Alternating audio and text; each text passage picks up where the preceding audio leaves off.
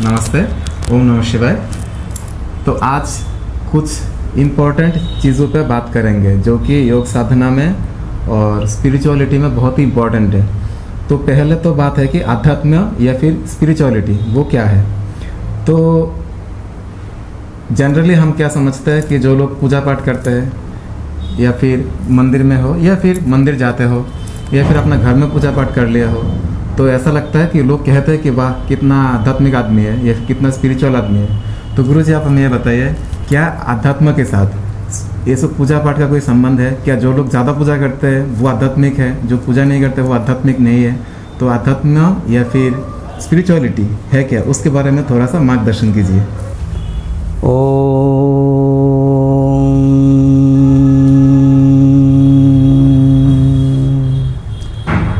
आपने जो प्रश्न किया है, आध्यात्मता क्या है, स्पिरिचुअलिटी क्या है, तो इससे पहले आपको जानना चाहिए लोग क्यों पूजा पाठ करते हैं। तो इंसान के अंदर अनादिकाल से एक सवाल है, मरने के बाद क्या होता है, मरण क्या है, हम क्यों लंबे समय तक जी नहीं सकते। तो इंसान पहले लंबे समय तक जीने के लिए बहुत प्रयास किया, पुराण में है रावण ने ऐसा किया, अपना तपस्या की ऐसे ऐसे, लेकिन कोई भी अमर नहीं हो पाया। जो यहाँ आया वो चला गया, राजा रंग या फ़कीर कोई भी हो, रह नहीं सकता।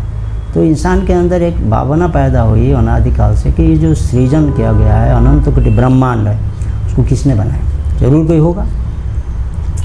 इसीलिए लोगों के अंदर ये भावना पैदा हुई कि उसको मनाओ, उस परमात्मा को, उसको मनाने से वो आशीर्वाद देगा तो हमारा कल्याण होगा। लेकिन और उसका एक दूसरा एंगल भी है, इंसान चाहता क्या है इस संसार में। हम जो मनुष्य जीव है, जितने जीव हैं, तो सारा जीव एक ही चीज़ चाहती है, हम सुख चाहते हैं, दुख कोई नहीं चाहता। वो सुख कहाँ है हमको पता नहीं, हम इसको जहाँ है वहाँ नहीं ढूंढते, बाहर ढूंढते। कोई सोचता है पैसा हो जाए तो सुखी हो जाएंगे, पैसा तो चाहिए लेकिन पैसा ही जीवन नहीं। कोई सोचता है मैं बड़ा पावरफुल बन जाऊँ तो सुखी हो जाऊँगा। ऐसे तो हिटलर भी बना, रावण भी बना, बहुत सारे पावरफुल आए, मुसोलिनी आया, सुखी कोई नहीं हो। तो सुख आनंद तुम्हारे अंदर है, और वो सुख आनंद सब जीव चाहते हैं। गाय भी चाहता है, गाय को डंडा दिखाओ नहीं आएगा, वो घास दिखाने से आएगा, प्यार से बुलाओ तो आएगा, धमकाने से वो चले जाएगा। गाय भी जानती है उसमें डंडा में दुख है, कुत्ते को भी डंडा दिखाओ नहीं आने वाला है, बिस्कुट दिखाओ, रोटी दिखाओ, प्यार से बुलाओ तो आएगा। तो ये सारी चीज़ें सब जीव जंतु, कीट पतंग सब जानते हैं कि किस में सुख है, किस में दुख है, और उसी की तलाश में हम जाते हैं तो हम भटक जाते हैं। आध्यात्म जीवन क्या है, तो वो साधक के लिए जो साधना करता है वो आध्यात्म जीवन है, सात्विक जीवन यापन है। संसार में रह के भी आध्यात्म जीवन हो सकता है, सात्विक भाव में रहना चाहिए। मैंने जो जम नियम बताया उसको पालन कर लो, फिर देखो ज़िंदगी कितना अच्छा है। एक आदमी पूजा करता है, भगवान को मनाता है, लेकिन वो बदमाश है, ऑफिस में जाकर दुर्नीति करता है, मारपीट करता है, किसी के साथ अच्छा बर्ताव नहीं करता है, शराब पीता है, क्या क्या करता है, तो उसका पूजा में क्या होगा। कुछ लोग कहते हैं नहीं भाई, तो पूजा का तो फल मिलेगा, इसका भी फल मिलेगा। ये बैलेंस करने की बात है, गलत। जो आदमी पूजा पाठ करेगा, ईश्वर को माना, गलत काम क्यों करे, नहीं करना चाहिए उसको, अच्छा इंसान होना चाहिए। तुम्हारे गाँव में एक आदमी ईश्वर को नहीं मनाता है, पूजा वूजा नहीं करता, अच्छा आदमी है, वो पेड़ लगाता है, गरीबों को मदद करता है, शिक्षा दान करता है, तो तुम भी उसको कह दो तो वो साधु है, अच्छा आदमी है, साधु आदमी है। तो ये क्यों कहते हो, क्योंकि परोपकारी है, परोपकारी है, दूसरों के उपकार के लिए काम करता है। कोई है जो अपना ज़मीन दान दे, वहाँ स्कूल कॉलेज हो गया, उसके नाम से हो गया, तो तुमको याद रखते हो, क्योंकि उसने परार्थ के लिए काम किया, दूसरों के लिए काम किया, जगत के लिए काम किया है, वो पूजा पाठ नहीं करता है। तो मेरे ख्याल से वो भी आध्यात्म है।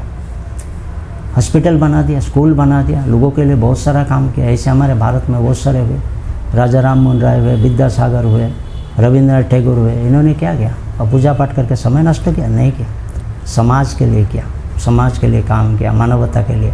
आजकल कुछ लोग जंगल में जाकर जीव जंतु को रक्षा कर रहे, बचा रहे। आसाम में एक आदमी है जादव पायंग, उसने एक अभयारण्य बना लिया, इतना लिखा पढ़ा आदमी नहीं है, लेकिन उसका नाम आंतर्जातिक दुनिया, एक अभयारण्य बना लिया। आप सोच सकते हो, जहाँ आज बहुत सारा पेड़ है, जीव जंतु है, तो उसने कुछ पाने के लिए नहीं किया, उसका पूरा निष्काम काम है। उससे जब बातचीत की तो पता चला निष्काम, उसे कुछ मुझे पैसा मिलेगा ऐसा भी नहीं सोचा। तो आदमी पूजा पाठ नहीं किया तो क्या हुआ, संसार के लिए, प्रकृति के लिए कितना बड़ा काम किया है। आप करते हो, आप पूजा पाठ करते हो लेकिन किसी को मदद नहीं करते, आपके अंदर घृणा है, हिंसा है, जात पात है, छुआछूत है, तो उस पूजा से क्या मिलेगा? पूजा का तो फायदा है, पूजा करने से तुम्हारा अंतःकरण शुद्ध होता है, तुम्हारा मन सात्विक भाव होता है, इतना ही है। इसीलिए सबसे बड़ी आध्यात्मिका होती है मानव सेवा करो, और साधना करोगे तो योग साधना करो, पारमार्थिक चिंतन करो, वही आध्यात्म है। और इससे तुम्हें शाश्वत शांति मिलेगा। ईश्वर या परमात्मा मिलेंगे नहीं है जो छोड़ो, तुम्हें शांति मिलेगी, तुम्हारे जीवन में एक प्रेम भाव आएगा, जीवन क्या है वो तुम्हें अनुभव हो जाएगा। इसीलिए आध्यात्म होना चाहिए। आध्यात्म होने से संसार में एक सुख शांति आएगी, प्यार आएगा, एक दूसरे से भाईचारा बढ़ेगी। सिर्फ पूजा पाठ से नहीं होता है, इतने सारे चीज़ों को करने से तुम आध्यात्म हो जाओगे। और जो लोग साधक होते हैं, हिमालय में जगह तपस्या करते, घर में भी करते, साधना करते, मानवतापूर्ण जीवन यापन करते, उसी को आध्यात्म कहते हैं। बहुत बहुत धन्यवाद।